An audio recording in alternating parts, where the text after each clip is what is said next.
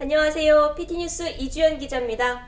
메르스로 이렇게 난리인데 메르스가 창궐할 즈음 우리나라엔 또 다른 비극이 발생했습니다.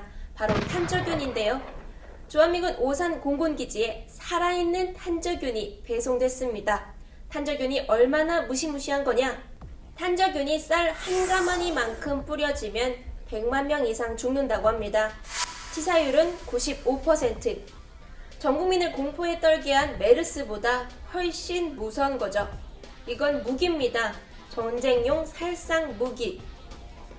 이런 탄저균 우리나라에는 총 얼마나 들어왔을까요? 모릅니다. 주한미군이 안 알려줬거든요.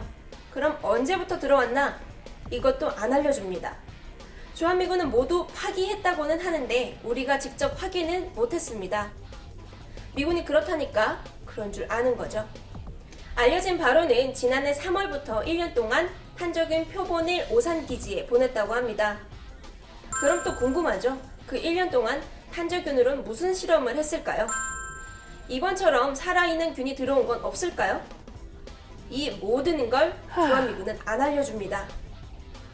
주한미군은 탄저균 실험은 이번이 처음이었어 라고 하지만 앞서 말했다시피 1년 전부터 탄저균이 국내에 들어왔다는 정황이 막 드러나고 있죠.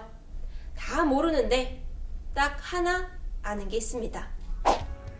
바로 탄저균이 페덱스 택배로 국내에 들어왔다는 겁니다. 위험천만한 물질이 택배로 배달될 동안 우리는 뭘 하고 있었을까요? 상자 안에 뭐가 들었는지 들여다보지도 못했습니다. 왜? 한미가 맺은 협정, 소파 들어보셨을 겁니다. 소파 구조에 따라 주한미군은 어떤 걸 한국에 들여오든 우리나라에 신고할 의무가 없습니다. 살아있는 탄저균 같은 위험물질 반입되는 질병관리본부에 통보하도록 돼 있긴 하지만 미국은 죽어있는 탄저균인 줄 알고 보냈어. 몰랐어. 이러고 끝입니다. 그럼 주한미군은 이 탄저균을 왜 하필 우리나라에 들여왔을까요? 주피터 프로젝트 때문입니다. 탄저균을 들여와서 이걸 탐지할 수 있는지 시연해 보려고 하는 거죠. 주한미군은 탐지 장치를 오산, 용산, 충남에 설치했습니다. 여기서 어떤 실험을 하고 있었을까요? 이것도 전혀 알려주지 않습니다. 우리나라가 졸지에 생화학 실험장이 됐지만 우리가 알아낼 수 있는 건 아무것도 없는 거죠. 이 프로젝트를 이끌고 있는 피터 이메뉴얼 박사, 2013년 주피터 프로그램의 1단계 실험 대상은 탄저균과 보툴리눔 A형 독소라고 발표했습니다. 보툴리눔이 뭐냐? 이건 탄저균보다 10만 배 정도 독성이 강한 물질입니다.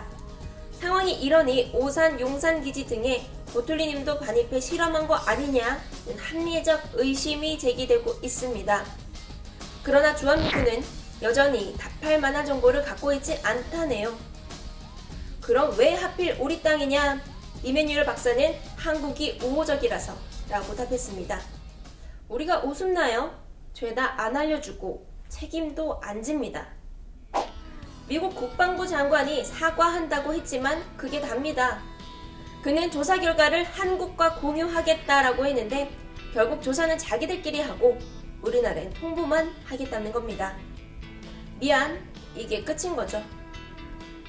우리는 매년 주한미군 방위비 분담금으로 9천억 원가량의 돈을 씁니다.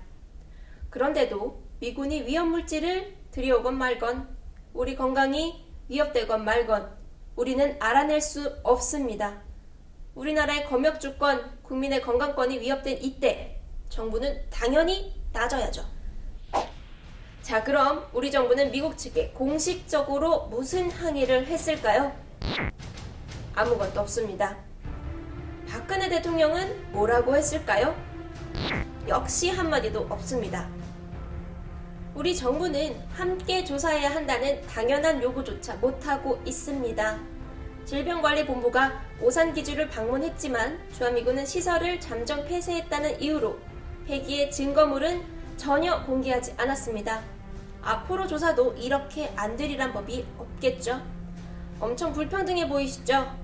미국 앞에서 우리는 왜 이렇게 작아질까요? 이게 다 소파 때문입니다. 자, 자, 그럼 소파 구조만 개정하면 되나요? 아니죠. 소파 대다수 조항이 불평등합니다. 그걸 단적으로 드러내는 게 미군기지 오염 문제입니다. 서울시가 대한민국을 상대로 손해배상 청구 소송을 하고 줄줄이 이겼습니다. 엄청 희한하죠? 이것도 미군기지 오염과 관련돼 있습니다. 용산기지 인근 녹사평양 지하수가 발암물질 벤젠에 오염됐다고 처음 드러난 게 벌써 14년 전입니다. 주한미군은 자체 정화를 이미 끝냈다는데요. 그런 후에 조사를 했는데도 벤젠이 기준치 2000배가 검출됐습니다. 정화는 안 된 거죠. 근데 더 기가 찬 건 미군은 이렇게 오염된 기지를 회복할 의무가 없다는 조항이 소파에 있다는 겁니다. 14년 동안 서울시는 수십억 원을 들여 용산기지 인근 정화 작업을 벌였습니다. 그 후 대한민국을 상대로 소송을 합니다. 미군이 아니라 우리나라예요. 이것도 소파 때문입니다. 그럼 우리 정부는 미국의 구상권을 청구해야 하는데 이걸 행사한 적이 없습니다. 그냥 우리 세금으로 미군이 오염시킨 땅을 정화하고 있는 거죠. 용산기지 정화에 1000억 원이 넘는 돈이 들 거라고 예상됩니다. 이것도 우리 정부가 오롯이 감당할 거라는 불안한 예측이 현실이 될 가능성이 높은 거죠. 비소와 페놀 등에 심각하게 오염된 부산 하야리아 기지의 경우 처음엔 정화 비용이 3억 든다고 하더니 실제로는 143억 원이 들어갔습니다. 게다가 최근 이 비용을 한국이 완전히 부담하는 걸로 협상을 마무리 지었다는데요. 호구짓을 자초한 거죠.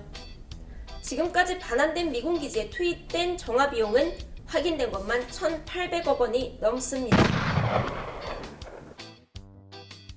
원상회복 의무도 없고 우리나라 환경법령 기준을 존중하도록 돼 있는 소파. 탄저균 문제에다가 미군 기지 오염까지. 이 지경이면 소파 개정해야겠죠.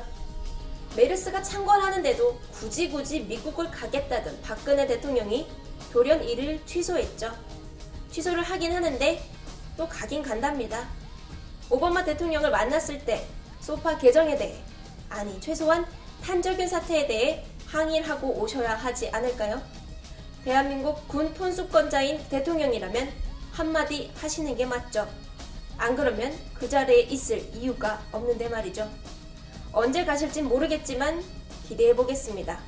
오늘 PT뉴스 여기서 마치겠습니다. 감사합니다.